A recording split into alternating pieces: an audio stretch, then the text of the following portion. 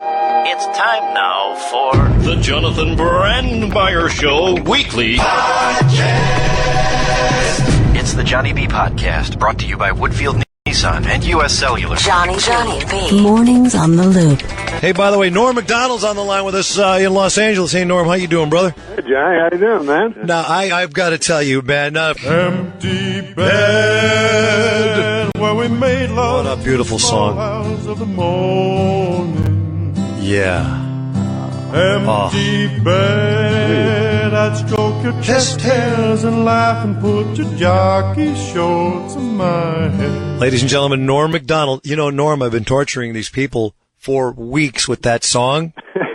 And I've been pretending that it's a song that I found on a news guy Ken Voss's iPod that he just loves. And people, Norm, they think it is a real dude. And they put it, on Saturday night we were live at the House of Blues, doing a show, and we brought out a Tex Hooper. Really? And he came out and he killed. Tex Hooper, I'm telling you, this is serious. I have to tell you, Norm Macdonald, by the way, his new CD is called Ridiculous. This is, I would think it's the funniest, I think it's 19 minutes long. Yeah. I think it's the funniest thing I've ever heard on a CD, 19 minutes, because I'm listening to this, I'm on a treadmill. Okay? Yeah. And I got it into my iPod, and I'm listening. And people come in and they go, "What's wrong with you?" And I go, I can't stand it. They go from, it's like you go from one song, Empty Bed, by the way, is just like the touch of it. Yeah. And then it goes on and on. It just builds and builds, and you can't believe it. But Norm, would you try to explain the lure of Tex Hooper? Because you never break in the CD, and you never break character, and it's hilarious, man. Yeah, well, it was because I love, like, old country guys, and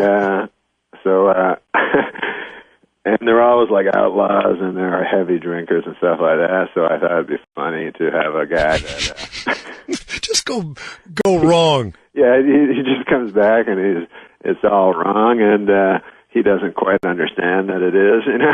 It's hard to explain. Yeah, it's sort of like you're right. It is hard to explain, but you're setting it up on the CD. It's like this long lost country dude.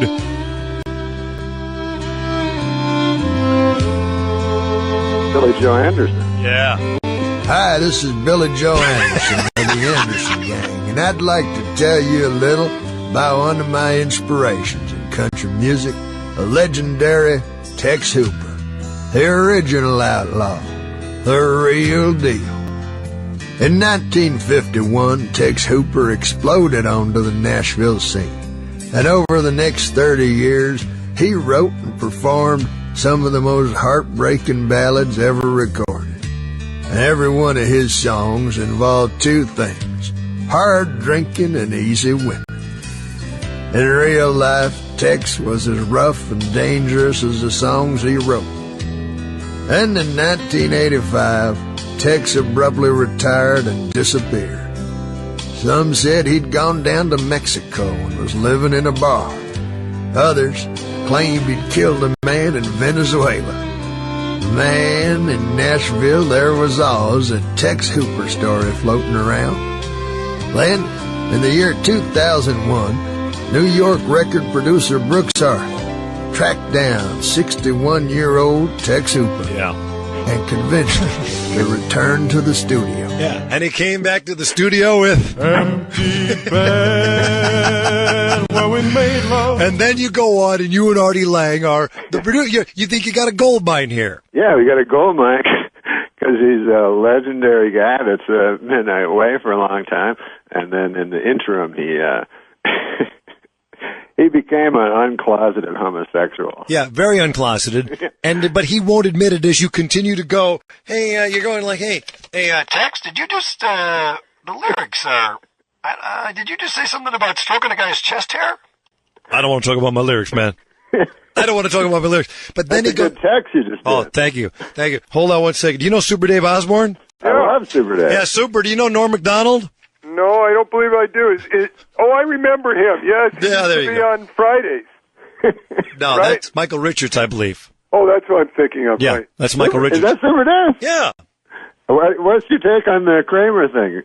Oh, I just think he made a little mistake. I think there's so many other words he could have said. Yes. See, when I watch tape, say it 38 times. Also, when he sees a woman pointing a cell phone at him, stop. Yeah, exactly right. but I thought the apology was hilarious because he kept saying Afro-American. It was that's a hairdo. No, hey, you guys, the I best. know, and the thing is, here's the thing. No one explained to the audience, Letterman's audience. That's what I was going to say. The most uncomfortable showbiz moment and enjoyable at the same time I've ever seen in my life. No one. They're waiting online the whole night to get into the show. They don't know what happened. So here Seinfeld is out pushing the DVD, and then he's got Kramer on, who's got the same look as he had on the show, and he says Afro-American, and they laugh. Yeah. I mean, I couldn't believe it. More like strange thing to say, Afro-American. Oh, it's a hairstyle. That's not a human.